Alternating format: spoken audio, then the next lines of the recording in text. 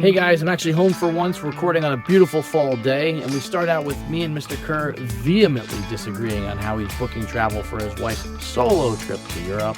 I do borrow Mr. Kerr's soapbox to talk a little bit about TSA Touchless PreCheck. Don't worry, I give him back for later in the show, where we talk about Amex Platinum, both on the personal and the business side, and whether all the new changes are ones that fit you. And just because it wouldn't be another week on the Miles to Go podcast, we also talk about the fact that I am still locked out of my Capital One credit card.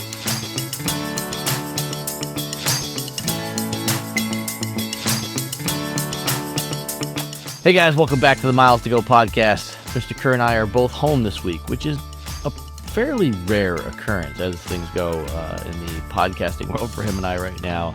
He is in single dad mode. I am in recovery mode. Can you believe it, Mr. Kerr? I think for the first time in 2025, I slept 9 hours last night. And it's the first time since I've met you, you slept 9 hours. It could be. And I slept until my alarm. So, yeah. Congrats, man. Happy for you to be home. Happy for you to get some good sleep. Yeah. Hope that's a sign of better health, lower cholesterol, all the things that I worry about you about. I have not been to an airport in almost a month. That's and let me crazy. just tell you how wonderful it is. Mrs. Kerr actually made it to the New York City airport first before I did, but that is quickly coming into an end for me with a wild October and November scheduling up. But it has been fantastic, man. I can imagine that it has, and we will be talking about Mrs. Kerr's trip to the airport. Oh, yes. It will be our poll question this week, as it came up as a topic of discussion in one of our group text threads last night with the Fantastic Four, who we really need to get back on the show. So you and I need to free up our schedules so that we can accommodate a Julian in the summer. I need to free up my schedule for a lot of reasons. That's why. Yes, you and I both. I will say, before we get into topics and housekeeping and all that stuff, I was able to get home for my son's first ever golf round and golf match. He's playing in a junior PGA league, and he's learning his way around the course a little bit. And they got to play their first match. They played 3 holes. He'll play 6 holes this coming Monday. So he's enjoying it. He's finally found a sport that he likes. Good life skill there, Charles. Great life skill. Keep it up, man. My kids, Thomas is doing golf here in New York City every Tuesday, which is an interesting thing. And I hope it's something that they stick to. So happy to hear that. Hope it went well. Hope we saw a couple of pars on the card. I saw the ball getting up and down, so I thought that was a beautiful thing. No worm burners like Dad when Dad hops on the course. So, and just in the vein of willing things to happen the way we want it to, I've brought another Topo Chico to the recording studio in a vain effort to get Topo Chico to be the primary sponsor of the podcast. So if you know anybody from Topo Chico Marketing and you're out there, please tell them to call us. And you think it's time that I get on the old LinkedIn Willodex and just start hitting up all the Topo Chico employees I can find on LinkedIn? I think you should. Everybody loves a cold call on LinkedIn. Like there's nothing that makes my Mondays better. That's how work gets done. Yeah, that and the golf course. Yeah, nothing better than Monday mornings checking out who's slid into my LinkedIn DMs and wants to do business. So maybe I'll do the same to Topo Chico. Maybe I'll go and see if I can get to the Brooklyn Costco today with the kids to get Topo Chico. What if they first? It better be in stock, but maybe that's a good project for us today. How do you? Yeah, but I mean, you're only gonna buy one case because I don't know how else you get more than one. I guess you could Uber back, but I mean, I don't know. I don't know if you're trying to get multiple really cases on the subway. Topo Chico. Yeah, like one case on each shoulder on the subway. Like an $80 case of Topo Chico if you take the lift there and back. Well, yeah, but I'm sure you have a credit card in your wallet where you. What a great segue into our discussion on Amex Platinum, but we'll hold that for just a minute. A little bit of housekeeping. You can text us or leave us a voicemail 571-293-6659. Ed at pizzainmotion.com if you want to email us. He is at Kerpoints on all those social media places, and I am at Pizza in Motion. So we are going to be talking about Amex Platinum today. I don't think we should start there, though. I'm figured maybe we could just polish up the Kerr soapbox real quick for a quick discussion on TSA Touch-free security. And it's something you and I enjoy pretty immensely, Mr. Kerr, for the small number of airports that have touch-free right now. All 3 major airlines, as we've noted on the show, have subscribed to the service in one way or another at their hubs. And a couple of other airports, Las Vegas is the airport that I'll use as the example, where United has touch-free security. The technology itself isn't anything new. It's effectively the clear process, but TSA PreCheck. But faster. It's the hours, Mr. Kerr. It's the hours of TSA Touch-free that have me completely boggled. I've got a picture that we'll have Jeremiah kind of tuck into here so you can see. But where the touch-free terminal is at Las Vegas's Terminal 3 airport is actually right at the TSA PreCheck counter, where an employee almost always stands, because there are only two stands for them to check your ID. Except the hours of TSA Touch-free, right now I've been told it currently closes at 2 p.m., even though there is an employee literally standing beside the machine the rest of the afternoon. This is what happened to me when I told my story about the mean guard. Is I was also confused why the person was standing at the touch-free thing, but it wasn't open, which is what led me to get into the situation that I recounted on that episode. It seems like less work for a TSA employee, than having to physically handle IDs. So yeah, color me curious. It's what I'm confused by. Yes, because in the past when I've walked through and it's been quote unquote closed, nobody's been standing at that machine, and I'm like, all right, well, I don't understand why you wouldn't use the machine, but there's nobody standing there. In my most recent visit, there was literally somebody standing there while it was closed, and I'm like, that was the same. I don't understand. My limited experience was the exact same. So I haven't thought about Clear in about a year, because in the Atlanta airport, it was never any faster than touch-free. Right. However, that's not the case in New York City all the time. So as Mrs. Kerr was getting ready to go on her trip, I was like, man, let me just log in and see if I had some card on file that had the, credit for it. And it was it was like, your membership expired in sometime in early 24 because the payment failed, because it was an old platinum card that I had on that I closed a long time ago. So I clicked just to try and update the payment account, and it was like, please don't go. Here's 2 months of Clear Plus for free. So I was like, okay, sure. So I clicked on it, and it was like, give us 1 week to update your account, because for some reason why does that take a week? I don't know, but whatever. I'm not using this. I don't care. I got an email the following day that said, your membership was scheduled to end November of 2025. We've given you the 2 months for free, and now it expires in February of 26. And I was like, that's some funky math, but great. Now I'm a Clear member again for free until February of 26. So right. Thanks for the math, but at least now if I get into a situation at a New York City airport, I do have that option until February of 26. I like it, and that's another great segue into the Amex Platinum changes, which we're still not going to take. So, one more little bit of housekeeping. If you'd like to help support the show, a couple bucks a month to support our Slack community, we've got semi-monthly happy hours. Try to do those weekly as much as possible, but the schedule has been a little bit tight on those lately. We'll be having one this week, probably the night that this episode drops. We've also got some meetups coming up, one in Las Vegas and one at Disneyland that you can be a part of if you're part of the Slack community, and a lot of fun channels there where travel experts answer questions. And there are a lot of great people hanging out there, Mr. Kerr. Four nonstop flights, Newark to SNA for that meetup. The Kerrs are inbound. Wow, 4 for you, 0 for me. Yeah, it was no SNA nonstops. I do wish. It was a little expensive. I'll be honest. Since you've brought up the Kerr family again, we will take that segue to our poll question this week. And I debated how to frame this up. We could frame this up as whether it was a good decision or a bad decision, or whether just how nuts you really are. Let's caveat that it was not my decision. No, it was your decision. That's the poll. That's the poll question. Yeah. So we're gonna have Mrs. Kerr on next week to defend me here. Yeah, that's still not gonna work. So as Mr. Kerr outlines it last night, Mrs. Kerr was headed to Paris to visit friends. Yes, she had a friend, one of the rival dads worked for Delta, got transferred to CDG, where he works at the airport for Delta now. So she had long planned to go see her friend in Paris.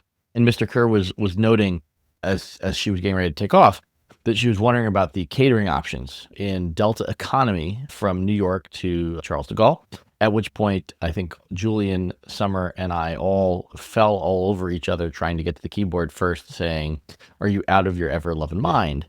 And you proceeded to try to defend this action by saying that this was your wife's decision. I would just like to ask Mr. Kerr, please remember, in so much as I have any authority here, you are under oath on the Miles to Go podcast.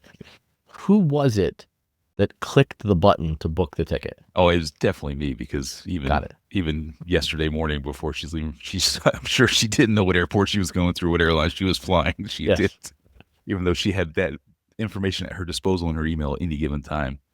No, I'm going to give you your moment here. You can testify as to why you booked your wife in economy, and then I will frame the poll question for the audience. So the floor is yours, Mr. Kerr. Okay, so originally her and another rival wife from Georgia had planned this trip to go together. And the rival wife's husband is a Delta pilot. So she was going to be flying Space A on employee pass over to Paris, which meant a Delta economy ticket from Atlanta. So I had originally booked Mrs. Kerr to try and coincide with the most likely flight from Atlanta so her and her friend could fly together and in economy. Look, Mrs. Kerr is a lot of things, but a travel snob, despite my best efforts, is somehow not one of them. And her exact, I can't, Emily, she listens to the podcast now, by the way, which always startles me whenever she brings something up every Well, week. one of our wives does. She startles me. I'm like, wait, you listen to the podcast again? She said, I have slept better in economy the last few times that I've flown across the Atlantic rather than business class. I was like, that's the most absurd thing I've ever heard, but very well, you have it. And now maybe there's a chance you and your friend can fly together. We did not know we're moving to New York City. I'll cut to the chase. We moved to New York City. And I was like, I have to change your flight. I am looking at this date right now. There are no business classes seats available. So like I can get you on a Delta flight for basically nothing. I think it was 15,000 Virgin points and $7 or like $15, something like that. No IQ whatsoever. And she was like, from here, it's like less than a 7-hour flight. I don't care. I sleep better in economy. That's fine. And I was like, I will get you a higher class ticket on the way back. And then that was it. That was the discussion. There's no argument. She didn't care. Her flight time last night was 6 hours and 44 minutes, takeoff to touchdown. I woke up this morning and saw the text that she had landed. And I said, how did it go? And she was like, great. She bought herself a foot hammock to hang from the seat in front of her so she can put her feet up because her thing, she's a short little thing. So her feet dangling is just her most largest annoyance of flying in economy. Delta A330, of course, does not have a footrest, Ed, for economy, believe it or not, in the back of the bus. She said that was terrible, but otherwise she slept fine, and she's already at her friend's apartment in Paris. No big deal. Like, the flight's over. That's it. So, ladies and gentlemen, this was not how do I cheap out of this? How do I escape? It was an incredible deal. Very last minute, because this was like 3 weeks ago. I was like, oh, crap, like your flight's from Atlanta. We don't live there anymore. And here we are. Now, she is flying premium economy back, which is also the only thing I could find on the nonstop. I said, would you rather connect and be in business class? I can get you through like Munich or Frankfurt or something.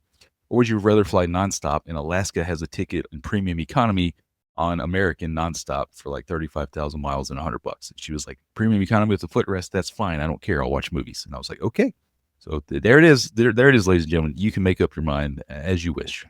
Thank you for your testimony, Mr. Kerr. Now I will frame the question up to the audience. First off, I will stipulate that we are not talking about the return trip because I think premium economy on a daytime flight from Europe to the U.S. is perfectly fine under pretty much any circumstance. I would stipulate that. The question in front of the court today is, and I want to make sure that we don't eliminate any variables here. So we're not gonna fold in the, well, what about connecting flights and what about this and what day I travel on and stuff. We're just gonna say, in a theoretical world where Mr. Kerr is faced with this choice again, and his wife has expressed her lack of care for what cabin she travels in, should Mr. Kerr book her in economy, as she said she's comfortable with, or should he book her in business class and let her make the choice as to whether she reclines the seat or not once she's there? So that's the poll question for folks. There were no business class seats. Let's just say they were, because when we had this discussion last night, that was not a factor. You were just doing what your wife said she was comfortable with. So I just want to know what people think, where if you were faced with the ability to book your wife in business class, and by the way, I would just stipulate, I would guarantee you there were business class seats available, just not at a price you were willing to pay. Well, I don't think the price, if you listen to this podcast, it was also not a price you were willing to pay. I'm sure it wasn't. So I'm just saying, in a world where you could book your wife in either cabin at a price that you're willing to pay, and she said, I'll take economy, I'm sure it'll be fine. I'm asking the audience to weigh in as to whether in that situation, as the person clicking the button on the ticket, whether you should have clicked business class or clicked coach. Because I can guarantee you that if Summer was here with us right now, she would be, Lord help us, you on this whole, what button you clicked for your wife. I think she might say bless your heart in true Texas. She would probably say bless your heart. That's true. That's a more Summer thing to say. You're both Southerners, so you understand the lingo better than I do. Yeah, I like bringing a little bit of Southern lingo up here to New York City, by the way. Makes people who don't talk to you anyways really not want to talk to you, which is... Yeah. Well, that's pretty much me when I showed up in Southern North Carolina for a task force project 20 years ago and started saying use guys to people. So same thing. Use guys. All right, in an effort to continue to avoid the wonderful Amex Platinum news, let's talk about Epic Universe for just a moment, which is the new park at Universal Studios where what can only be described as an incredibly sad and puzzling development. Somebody has died on one of the roller coasters, or died, we believe, as a result of one of the roller coasters. And I want to be careful here because we don't really know all the details, but what we do know is that somebody succumbed to injuries that they say were caused by multiple blunt force injuries was what was reported in the public report. Roller coaster Stardust Racers. I have not ridden this. I don't think you've been to Epic Universe. I don't think either one of us has ridden this coaster. Yeah, can you explain this kind of ride vehicle and coaster to me? I don't know anything about it. I just saw the headlines as well. Yeah, no, I don't know a lot about the coaster itself. It does appear to be an extreme coaster. It looks like it does go upside down. It looks like a standard coaster vehicle in terms of how you ride in it, but I don't know why this coaster would be, more. I mean, I'm trying to remember the name of the dragon coaster in Universal. I'm forgetting it for the moment, but it was a pretty intense coaster that my family went on that I wasn't able to go on because it goes upside down. So there are extreme coasters already at Universal, and we haven't seen these sorts of injuries, and that's why this is so puzzling to me, and I think it was puzzling to you as well, that something that obviously was heavily tested before the parks open and has been ridden by, I mean, at this point, probably millions of people, if not millions, definitely hundreds of thousands.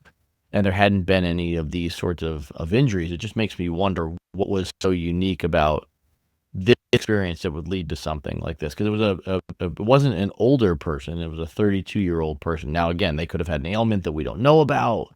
Like a lot of details here, but there didn't seem to be anything else odd about this that's been reported so far that would seem to lead to this sort of an outcome. I'm just reading an article here from an eyewitness. This is a local Orlando news station.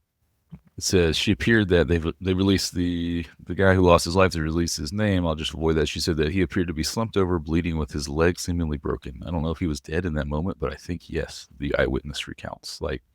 Goes up to 62 miles an hour, which is a height of 133 feet, described as Universal's most thrilling coaster experience. When this comes out, which eventually we'll find out what happened here. I can't imagine what was flying around that hit somebody riding a coaster, especially looking at the ride vehicle as well. It looks like a standard coaster ride vehicle. Right. Nothing here.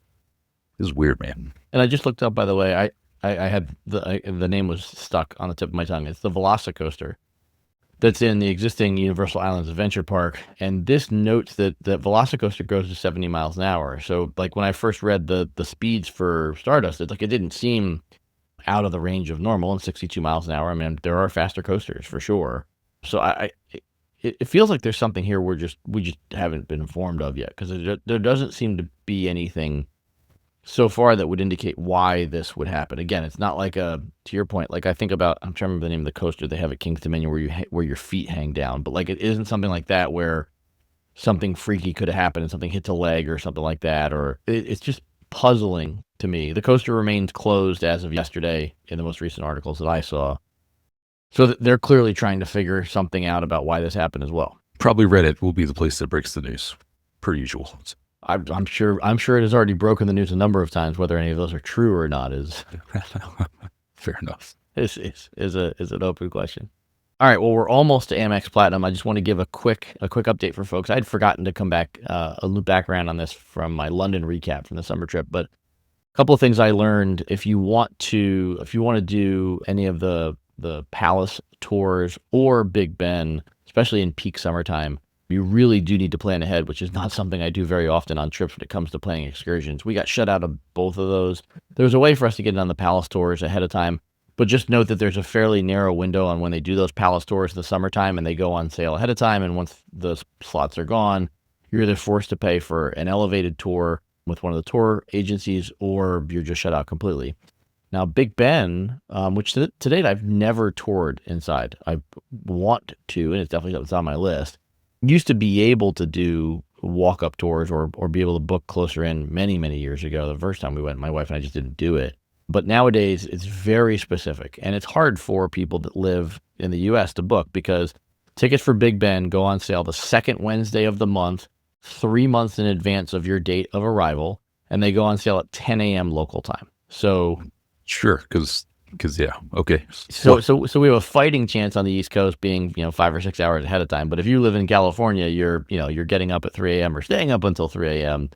to be able to book Big Ben tickets on the second Wednesday of the month, 3 months in advance of when you go. And from what I've heard, you really do need to be booking that far in advance for peak dates. Maybe not every day of it across the year, but certainly if you're going in the summertime during peak times, you should plan to be up really early in the morning if you want to see Big Ben. Okay. I have not done Big Ben either. Honestly, didn't even think I've looked into whether that was an option. But this is good to know because we do have London on the calendar for January. But now that the kids are in school, will they have the days off? Probably not. So something for me to research very soon. All right, Mr. Kerr, I do want to talk about the Delta new flight announcements, but we have gotten to that point where we will not segue well, but we will talk about the Amex Platinum card. And we may even talk a little bit about the Amex Business Platinum card. Boo.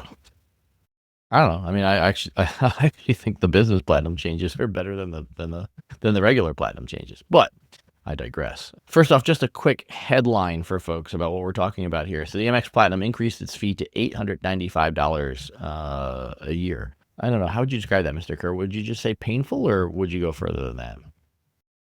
I just don't get a $895 card that's a 1X earner. Yeah. Well, you boy, talk about cutting the punchline. I mean, that's it.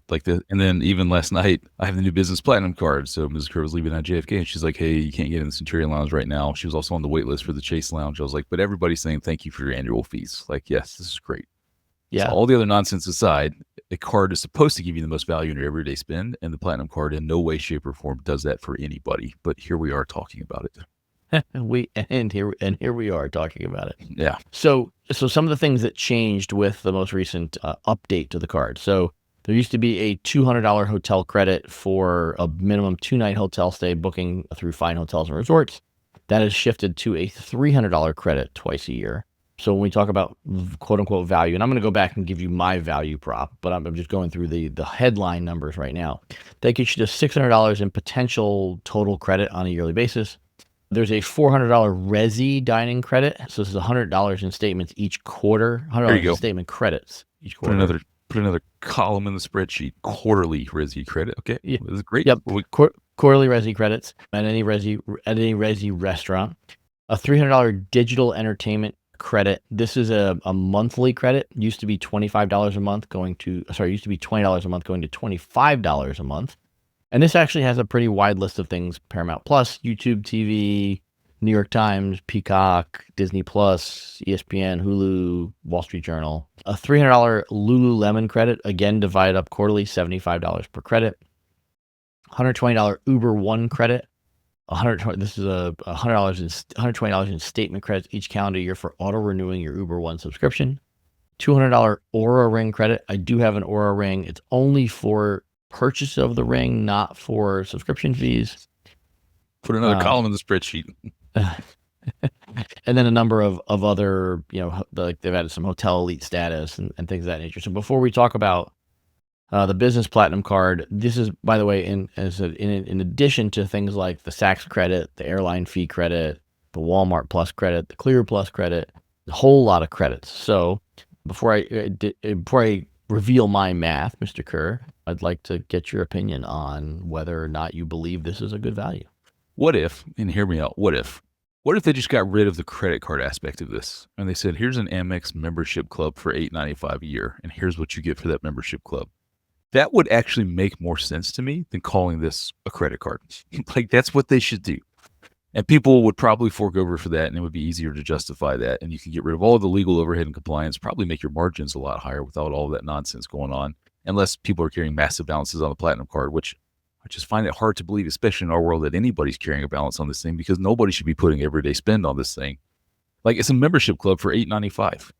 And like, all I see over the last 2 days is Reddit and Facebook and Slack is, hey, do Lululemon gift cards count for the credit? Well, they do in person, but they don't online. Hey, what about Hilton gift cards? Oh, those are now going to be stopped in 2026. Hey, do I have to make a Resi reservation through the Resi thing? Or what if I go, like, dude, who has the mental capacity for this? Like, who does? I don't. I certainly don't. I will not. I do not. Unless they give me another 300,000 point offer and I'm looking at buying 300,000 Amex points for $895. Sure, take them up on it. Thank you very much, just like I've done with the Business Platinum. But otherwise, we've got the mirror card design. Cool. people really do put a lot of stock into that for one reason or another. So like that might actually be the biggest needle moving thing they've done, is designed a mirror card that you can pre-order. Otherwise, man, like I don't get it. Just get rid of the credit card, call it an $8.95 Amex Lifestyle Club, and sell it that way. But I'm still not keeping track of all this stuff. But I do really look forward to all the Aura rings on eBay for resale at half price. This can be great for everybody using their statement credits. I really do look forward to all the tanking of the Lululemon gift card resale value, where I can get those for 50% off now from Business Curve. Thank you very much to everybody in advance. So I don't get it, man. I would put the over under at when the Lululemon gift card is no longer valid for the Amex credit at like 6 months. That would require Lululemon sharing SKU level data and them getting that right. So I might give them a year to do that. Fair. I put together my math on it. So I don't hold the Amex Platinum card. I do hold the Amex BizPlat card, which we'll discuss in a second. But I did put together my realistic math on these credits. So here's what I think we would use if we signed up for it. First off, I think I was a little bit generous here, but I put myself down for $300 worth of hotel credits. And here's why I would say I don't think we would max this out at $600. It's a 2-night stay. It's booked through Fine Hotels and Resorts, and it's cash. So I do have a handful of cash days on a yearly basis, but they're generally speaking like the Hilton Garden Inn, Blacksburg, Virginia, going to visit my daughter, because points aren't the right value. I generally have enough points to book most of the hotels that would fall into the Fine Hotels and Resorts categories. And a minimum 2-night stay, I mean, I have a lot of 1-night stays, and to get the right value for this, I mean, I'm not sure how quickly I would find the number of properties where I'd have to book a 2-night stay. I'm going to bring a new tool into the conversation that I think I had heard about previously, but it's been years since I knew that it was still up. But FHR.maxmypoint.com, a website from the folks over there that just shows you the cheapest FHR properties that you can max out your credit. And do you know the 4th cheapest hotel worldwide that however they're scraping these or looking for these prices is the Palazzo at the Venetian is $127 a night as soon as October 1st. They're in Vegas for you. So maybe check it out, and you could get your $8.95 Platinum card and maximize your credits there. I'm going to look up what the prevailing rate is. You said that's October 1st is the date you were looking at? That's what this website says. Again, FHR.maxmypoint.com. Some very interesting properties. Now, most of these were way outside the United States, obviously, in order to get the max value for it. But there are some U.S. hotels here worth checking out. So I'm looking at, and I'm not logged into my Venetian Rewards account, which might bring up a better price, but I'm looking at $175 a night for those dates. What did you say your rate was? They're saying 127 here. So let's go and let's see if this is just cache data that's no good. I'm sorry if whoever behind this website, sorry putting you to test live here on the air. Not sorry.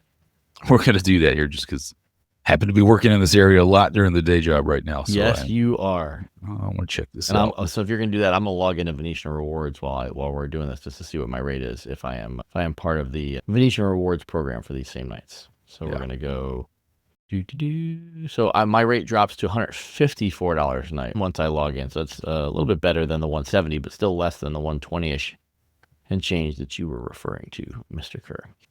Yeah, let's pulling it up here. Let's see. Well, while you do that, I am going to take us down the rest of my credit lane, and then we'll loop back on you in just a second here. So $300 in credits for the hotel program, $300 in digital credits. I'm going to go ahead and say that I can max the $300 in digital credits, but here's the thing, and I think you well know this.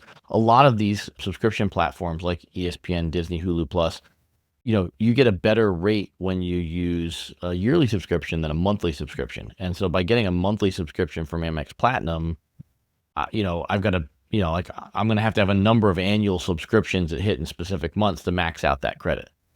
Again, or I'm going to pay more. Time nor brain power that you certainly don't have to put behind this. And I've looked at the Palazzo.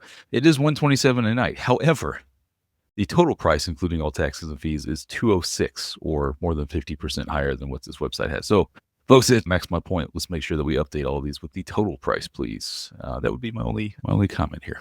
Yeah, and if I'm looking, this does say that the resort fee is included in my $174 a night. So about $30 cheaper. So it's a few bucks cheaper to book direct. But in theory, with Amex FHR, we obviously get the $300 credit. But don't you get a $100 F&B credit usually? You do. It's supposed to be company upgrade. You do get breakfast and you do get an F&B credit. So in this case, it would be $412 for 2 nights plus those benefits minus $300. So you're getting all of that for $112 out of pocket for 2 nights at the Palazzo. Which, hey, screaming deal. Right.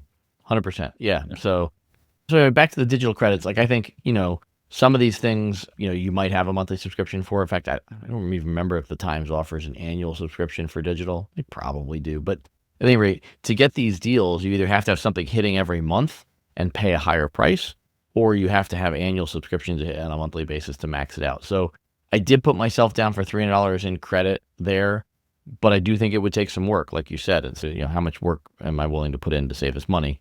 I put us down for $150 in Lululemon credits, saying we would use those up to two of the 4 quarters of the year. Look, could we find something the other 2 quarters of the year for $75? Probably, but then I don't need to spend that money. Now I'm spending money I don't need to spend just to hit this fee on the Amex Platinum card. Which And let's so, not. That's the bottom line here, ladies and right, gentlemen. You're spending money at these merchants that you otherwise would not spend. correct, That's it. 100%. I'm not going to use Uber One because I'm me. Our friend Julian might. I'm not going to use a $200 Aura credit because I already have an Aura ring, so I'm not buying a new one until this one dies. I've given up on the Saks Fifth Avenue credits. There's nothing for Equinox for me nearby. I'm not going to use the airline fee credits in any sort of regularity.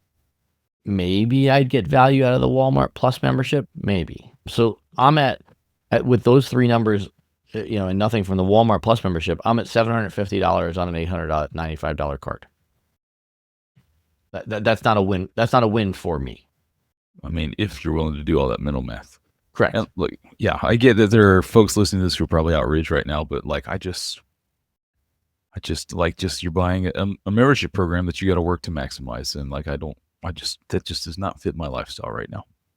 I want to look at this from one other angle too, and then I want to talk about the Business Platinum card as well, because you've been talking about this as a membership program, and I think you're really onto something there that you and I you've talked about for a while, which is most people should not be putting spending on this card. And so I put together just a quick chart so I could remember, because we obviously had the Chase Sapphire Reserve changes recently. I want to make sure I got all this right. Amex Platinum card, 5x on flights booked directly with airlines, 5x on prepaid hotel stays booked through Amex Travel, everything else 1 point per dollar. So setting aside my editorializing of I hate booking prepaid hotels, I don't want to book them through Amex, that's what you get if you book on this card. Chase Sapphire Reserve, 8 points per dollar if you book through their portal, either hotels or airlines. So they're offering you more points to book those hotels through their portal than Amex is. And you don't have to book prepaid hotels. Now, I mean, a lot of the rates on the Chase travel portal are prepaid, but if you find a non-prepaid rate on the Chase portal, they're going to pay you 8 points per dollar instead of 5 on the Amex card. They're going to give you 4 points for booking airfare directly through them versus 5 on the Amex Platinum. I would likely take 4 Chase Ultimate Rewards points before I'd take 5 Amex points, but I understand people might see those values differently. Chase Sapphire is also going to give me 4 points per dollar if I book hotels directly with a hotel. So there's a couple of benefits there that are substantially better than what Amex is offering. And then you look at the Cap One card, Venture X, 10 points per dollar on hotels or rental cars booked through their portal. Again, depending on how you value the currency, still significantly more valuable than what Amex is offering at 10x. And they offer 5x on flights booked through their portal. So, and on a just a very basic basis, setting aside my severe distrust of Capital One at this moment, because at time of recording, I still can't use my Capital One credit cards. You can use those points against any transaction, and you don't have to. You have to book it through their portal to redeem those points. So I would just argue that the Amex earning ratio on this card is not as beneficial as either of those other 2 cards I mentioned. A lot of lawyer going on in today's episode, but Mr. Pizzarello makes a strong case there. And as a voting member of the jury, he has my vote. All right, so let's talk Amex Biz Plat for a second, and then we'll get on out of here. Amex Biz Plat did see some changes as well. I'm actually going to put these in the category of positive changes with a giant asterisk at the end. It's for a very small group of people. So yes, it's for you, not for me. There's like 7 of us, let's be clear. So 2x on construction materials and warehouse spending. So I mean, to your point on, what the MCC codes and all that stuff are like, I have no idea which vendors this would qualify for, but 2 points per dollar on construction materials and some contractors would be significant, because that's all stuff that I'm generally earning 1x on unless I'm spending at a rate of $5,000 or more per transaction on the Amex card. Electronics goods retailers also falls into this new 2X category. I think this one's great because we buy a lot of stuff from Best Buy. We buy tablets, we buy, Chromebooks, stuff like that. And sometimes I shop around for the best deal. So I'm getting 2 points per dollar. Easy to just sign up for bestbuy.com or something like that. 2X on software and cloud system providers, huge part of any small business owners. And then 2X on shipping. Now there are other cards that have better value on shipping, but 2X on all these categories. And then on the shipping side, Amex generally has some sort of an Amex offer with FedEx and UPS as well. So I might be able to get 2 points per dollar on shipping and get some sort of a rebate via an Amex offer. For me, this starts to become a good all-around card for a small business owner. The only thing I'd say is, going back to something you and I talked about 2 or 3 months ago, the complete destruction of the award, the business class award ticket rebate. Boy, I mean, like, just so tough to really get outsized value anymore out of the card. Could you get good earning value out of it? Sure. But without that 35% rebate, this just becomes another card that you transfer to a bunch of partners. And I don't necessarily think that makes it significantly better than another ecosystem. Let's not forget when it used to be 50% rebate on the points. So now you're even lesser. Now you're less flexible. And now you're higher annual fee. So 35% rebate at none of the aspirational airlines we used to like to use that credit on. No Lufthansa, no British Airways, none of that stuff. Yeah. Significantly less flexible. Yeah, again, I think I've said it every episode, but chipping away at that rather large minimum spend to trigger this 300,000 point welcome offer, and then the business platinum card will go to the back of the wallet. Maybe that's what they're going for. Hey, we only want this card to be applicable to a select group of people, and this is it, and that's great. And that's why there's basically zero fanfare around the business platinum upgrades and tons around the personal platinum. I don't know, but there's been nothing this week that will change any of my behaviors as far as these cards go. Yeah, I mean, I think the biggest thing we did not talk about here is the value of lounge access. And I would just say, at least from where I sit as a guy who travels through airports that have Amex lounges on a frequent basis, I was in the Centurion Lounge at Las Vegas Airport last week because Capital One won't let me in right now. Card's still shut down. Still, man? Still. Yes, still. We are going on almost 2 months. It was fine. I was not, none of the food appealed to me when I was there. I was able to find a quiet corner to take a phone call, and then I left and went to the gate. What's that worth to me? I mean, not a lot. I'm sure others are getting better access out of the Centurion Lounges, but I think just saying that you have access to the Centurion Lounges really does belie the true value of the benefit, which is how often can you get in and how often can you get a seat. Yeah. Which at JFK last night was 0 often for Mrs. Kerr. So despite having the Ritz-Carlton card. So yeah, man.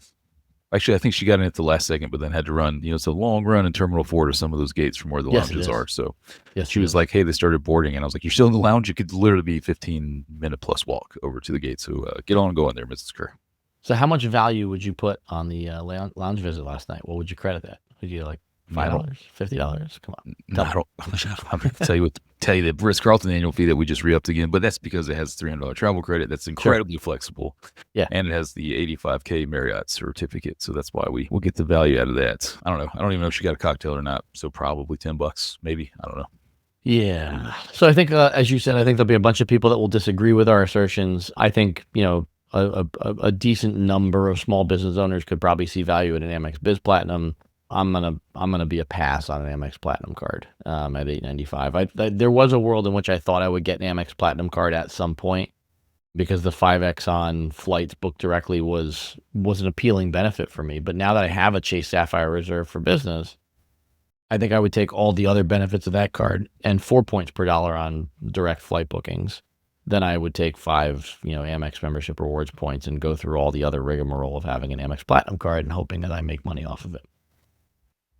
Well, fair enough.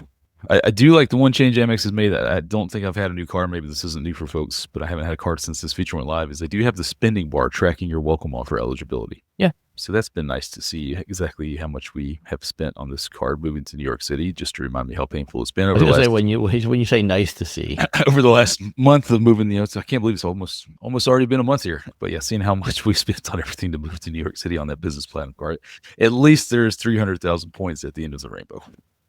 yeah, I sure hope so. Yeah, I sure hope that you're successful hitting that. Last quick hit before we close out. Did you see Delta announce the new international routes to Olbia and Malta? I just want to take my victory lap as a trendsetter, visiting Sardinia this year and flying out of Olbia Airport. I'm glad that Delta chose to follow my lead. I mean, as the guy who went to Malta last year, you're welcome, Delta, for, probably the execs listening to this podcast over the last year and a half have been like, you know what, these are the two destinations we need to fly to. And it's from here in New York, right? Is that where they're going from? It is. Yep. Yeah, it is. so- I think they're I think they're both 767s. But Sorry, that was involuntary. I could just. That was great. If you're not watching on video, then I don't know why, because that look was priceless. I think that I'll be taking that Malta flight next year for a business conference, and I'm excited about it because I've never been to Malta. I think two really interesting destinations. I think I also heard that United announced that they were going to bring back Nook Greenland service for next year. So I think those are two interesting sets of flight announcements for next year that I am eagerly looking forward to get. I would love to get all three of these lines. I'd love to get the Nook line, the Olbia line, and the Malta line. The Nook thing was a bit of an operational disaster as I followed along. No. It's still a bit of an operational disaster. None of that has changed. It's very stressful to me being stuck in Greenland, where there's not exactly lots of infrastructure to support you if you got to stay for another 2 or 3 days. Right. So yeah, you better book a longer hotel stay. They were just like randomly, they're like, hey, airport's closed. We got some security. Diversions a lot. I don't know, man. Looks awesome, sure, but maybe I'll just sit that one out and see what's going on. To be clear, I did not go verify the information, but did you listen to that Dots Lines Destination episode from, has to be like 5 or 6 weeks ago now, where they said that the airport in Nook was closed because it was like the first day hunting season and nobody showed up for work? Yeah. I hope that's true. I really do. Yeah. All right. So here's your betting question on the way out the door, Mr. Kerr, because we do have a poll question. I'm going to ask you to bet. Nook, Olbia, Malta, 3 destinations. How many of those flights do I take in 2026? 1. 0, 1, 2, or 3? 1. 1. Okay, that's your bet. All right. That'll be our other poll question. 1. Yeah. Okay. You take one, and if you've got a business conference in Malta, you'll take that one. You won't take any of the others. Okay. All right. So if we set the over under at 1.5, you're taking the under. Yeah. All right. Maybe even the under at 1. But if I put the over under at exactly 1, you take the under. Probably. Yeah. Easy to take the over under at 1.5 for you. I don't know if you know this, but I will be getting on an airplane again this week, going someplace new, Las Vegas. Really, you should actually change your residency this year and pay no income tax. You should. I really should. But if anybody from the Venetian or the Palazzo is listening, I got to meet the concierge teams this week. We brought them over some burgers from the new restaurant. A lot of really awesome people over there. A lot of fun visiting their offices. Yesterday, there are almost 100 employees that work in the concierge and prestige club level collectively at Venetian and Palazzo. It is such a massive building. You could have almost 100 employees who are just the concierges and the people manning the 2 concierge desks at the prestige club. These are massive, massive cities for casinos. So shout out to all those guys. Wonderful people. Mr. Kerr, I can't wait to hear stories about you getting on a plane in the future. I can't wait to hear what our listeners and viewers say about your questionable decisions on booking your wife on this most recent trip overseas. And I can't wait to see you in person in just a few weeks. It's not my decision, ladies and gentlemen. Add the mom economist, please. Going down in flames, Mr. Kerr continues to claim that this is not his decision. I will look forward to seeing you in just a few weeks in Disneyland, Mr. Kerr. Until then, and until we upload again, we've got miles to go.